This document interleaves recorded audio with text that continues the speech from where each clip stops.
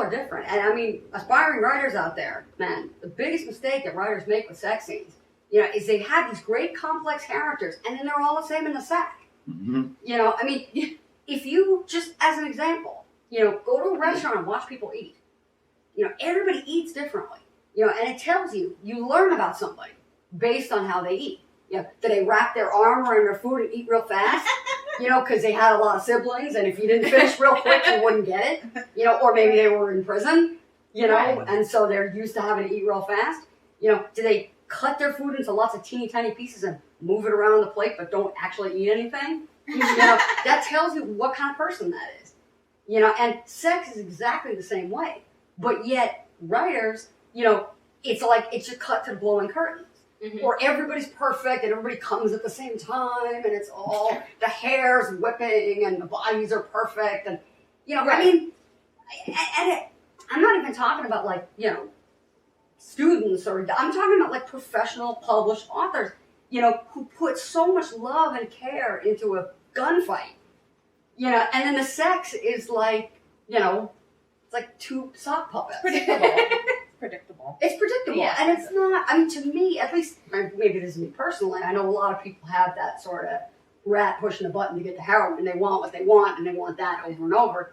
But I like variety, and I think that you're missing out on an opportunity as an author to share something really intimate about your character, about what type of person they are, through the way that they interact sexually. What would be sad to discover is the authors that are writing these really rich, deep characters, but are lacking in the same depth in their sex scenes. Yeah. You worry about the authors to some degree. Thinking about it now, though, wow, are you that boring?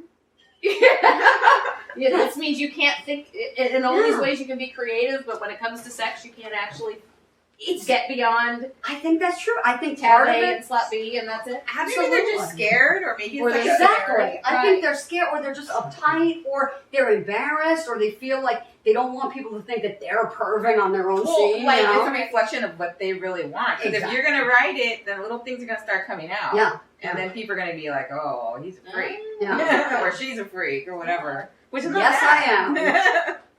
We know. Yes, I am. Yeah. Okay. But I am not Butch Patel. This character is not me. I mean, there are aspects of me in every character that I write, male or female. Butch or femme, But, this character is an independent person, and they have things that they're into that I'm not into. And so, I mean, that's, being a pansexual person, I think that's, not to play favorites, but that's kind of the best sexual orientation for a writer, because it gives you the widest experience to draw from. Right. But, I think that if you examine your characters through their sexuality, not through your sexuality, but through their sexuality, because I'm not a murderer, but I write crime fiction. I'm not a monster, but I've written horror, and so, this idea that the only way that you can write good sex is if it's you, is just ludicrous. I mean, I don't think that's valuable, to teach young writers that the only experience you have is your own. No, And I'm really doubting imagination. that Anne Rice had all of that gay sex. I'm thinking she Long did. time ago. No, she wanted it. It doesn't mean she didn't want it. Wasn't fantasizing about it, but I don't think she had all of that. Clearly But not. I felt that was an example of what you're saying is, reading the Beauty series. I got to about the third book and went, I'm kind of full. Yeah. Because it was the same. Yeah. I mean, at first it's hot and sexy, but then it's the same. You get into the third book and again we're doing the same kind of sex, and the same kind of thing. The But now Outlaw Jesus Gore. is in it. The Gore series, Outlaw Gore. Right. John Norman. Do you remember those? Yes. That was, I think, the 70s. There was a series. It was kind Yeah, of a like male 20, dom. 24 books. Yeah, it was like a male dom oriented kind of series. But, I mean, it was so Repetitive. monotone. Yes. It was like, this is my kink. Do you remember the artist who draws a woman with her underwear falling down? I can't remember his name now. He's a pinup artist from the 40s. Okay. And 50s. And he would just draw one thing, which is women holding groceries and their underwear falling. And he drew, and guys are seeing this happen, So, and he drew like 100 permutations of this same scene, and it's like, okay, that's your case. There That's it your is. thing. I've seen it. But yeah. You know, but as a Can you writer, expand? you know, I think that you not only have to expand, you know, your own horizons in your own life, but, you know, you got to imagine what things are like for other people who are not like you, who don't have the same taste that you have. Mhm. You know, and to be able to, I think empathy is really the key, you know, to being a good writer, you know, is to be able to put yourself into somebody else's head. You know, and I would like to add that as hot and sexy as this series is, sex doesn't always have to be pretty. You know, if you're a writer, you're writing a crime series, Probably isn't. you know, and you're writing all this like grim, it's noirish, and everybody's trying to fuck everybody over, and it's this dark, and then all of a sudden people have sex, and it's like, oh, it's rainbows and flowers. What are you doing? You know, it's like sex isn't always brilliant, it isn't always perfect. You know, and the little ways in which you're awkward or vulnerable, you know, or not sexy and perfect, are also really telling character moments. Mm-hmm. And it comes out during sex. Yeah, absolutely. Absolutely. It's a way that you really show who you really are. You know, even when it doesn't work, even when you fail, even when you don't connect. You know, that tells you something about the characters too. So, Which, as an author, I think is a really amazing thing for you to do, because I think way too often authors try to write the perfect sex scene regardless of the rest of the action that's going on, as you were saying. And so, you know, you really love these characters, and you can see their faults, and you can see their good sides, and all of this stuff, and then it comes to them having sex, and it's all perfect, and nobody's elbow is getting caught on somebody else's hair, and exactly. you know, and And I mean, you know, the best sex no we've one has ever to go to the had. bathroom afterwards. There's and still little Yeah, moments. nobody talks about the musty asshole. Like, nobody has. There it is. Or even the use You of know? a condom. I thought that there was a brilliant part in there where you're talking about not only did the condom just happen to be there and you put it on the toy, but you actually, in a very sexy way, discussed why it's there. You know? And that I strap-on gets around. And I think that helps but I think that also It's helps positive. to put out a positive message Yeah, of, absolutely. you know what, use some condoms and they can be sexy.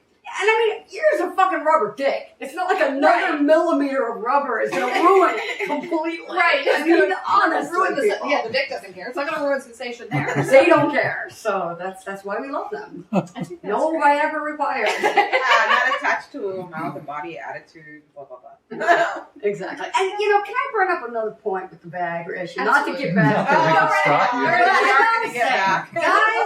Guys, you know, we love your dick. We love them. They're wonderful. It's a, look at the little happy, wonderful little mechanism. We love it. Little However, mechanism. however, Little.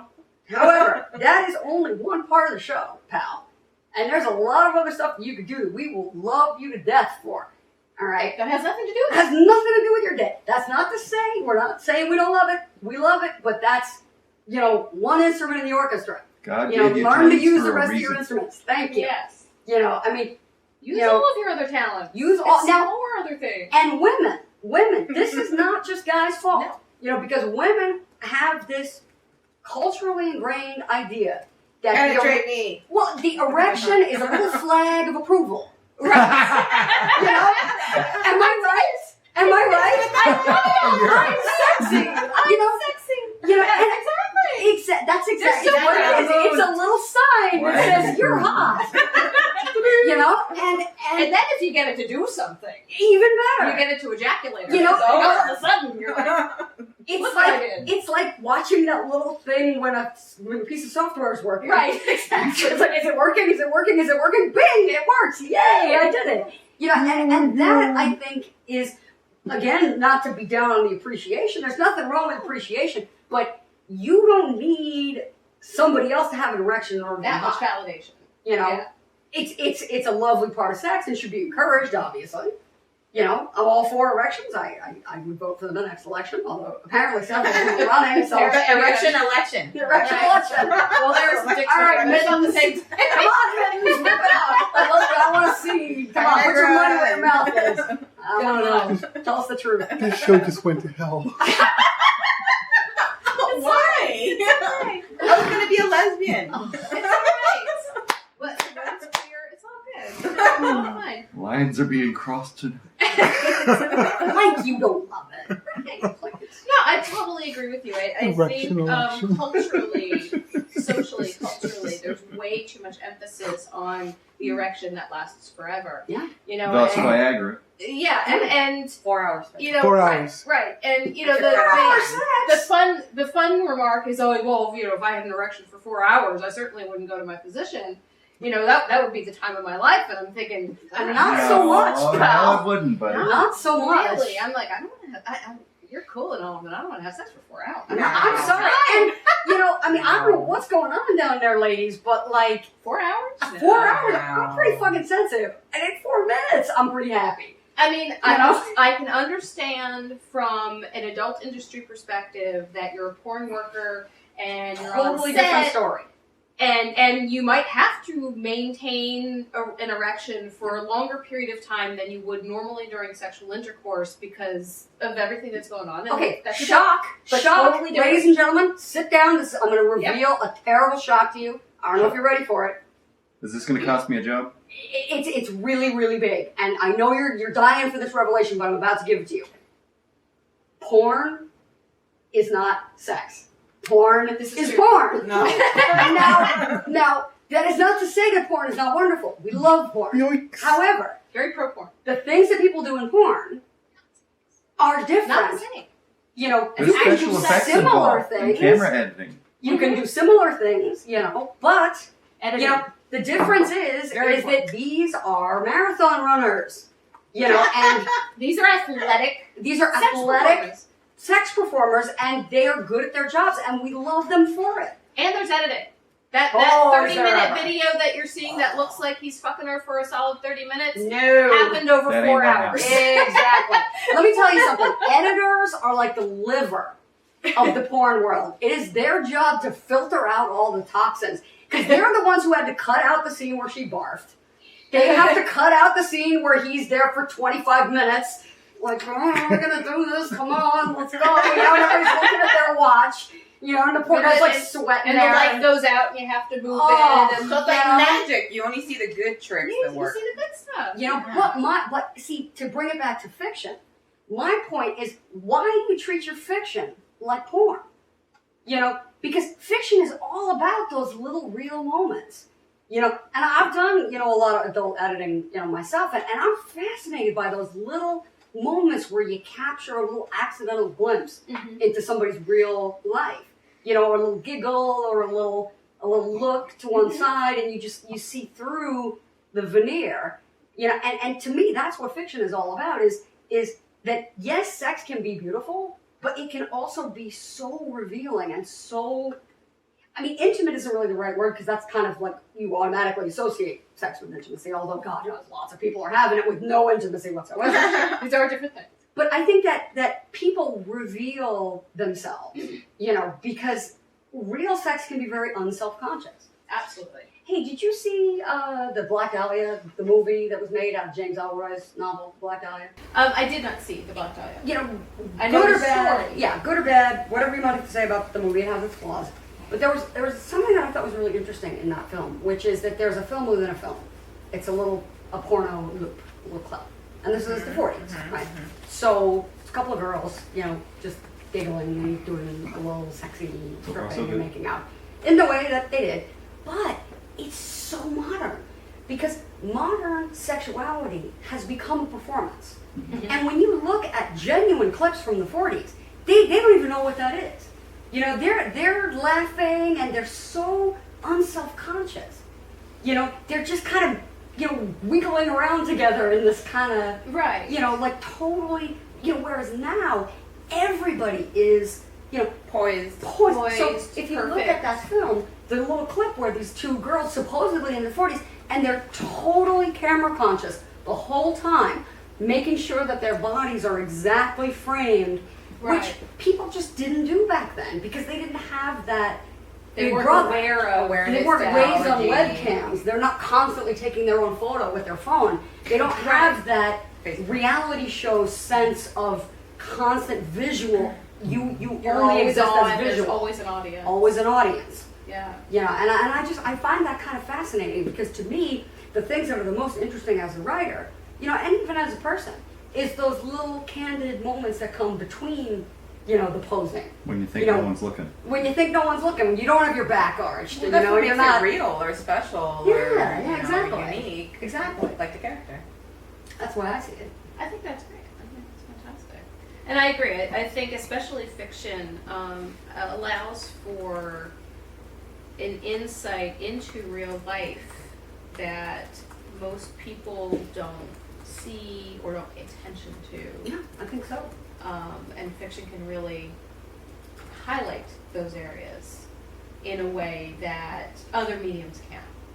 Well, yeah, because you're treated to an internal monologue, so you're actually hearing a person's experience. You're hearing them relate their experience, and this is why I love the first person like this, because a lot of people say, it's dated, or first person is a dated, way to tell a story. But I love it because it's like you're sitting on a bar stool next to somebody, and they're telling you about what happened to them. Mm-hmm. And I love that conversational tone, and that's what I try to do, with this particular series. I'm kind of harking back to, like Richard Prather, the Shel Scott novels, where it's this, kind of hard-boiled guy, it's the 50s, and he's got a cool car, and, and he's kind of fast-talking sort of guy, and I love that voice, so that, for me was part of why I wanted to do this the way I did it. Well, where do you want to take this character? Well, she is so open to anything that could possibly happen in the same way that the traditional detectives are. She's a detective. She's Whatever a walks through her snooper. door. So whatever comes through the door, whatever case comes through the door. But, I love titles, and so I have a lot of titles, that I want to play with that are sort of puns on, some of the classics. Like, My Tongue is Quick. Which is, Mickey Split, My Gun is Quick. Uh-huh. And I want to do one. I recently became obsessed with. She's not a porn star. She's just one of these giantess women who does little videos of sitting on guys and stuff. Her name is Amazon Amanda. Oh my God! And because I'm small, and you look at this video, and I think she's like 7 feet tall. This woman, big one, big ass, huge legs. I was thinking like, wow, I'd love to do like Raymond Chandler's little sister, with the big sister, and do a whole story on like, giantess fetish, smothering and, carrying and, there's so many possibilities for storytelling, just within the sort of fetish, sex worker type of community. There's so much going on, Yeah. so.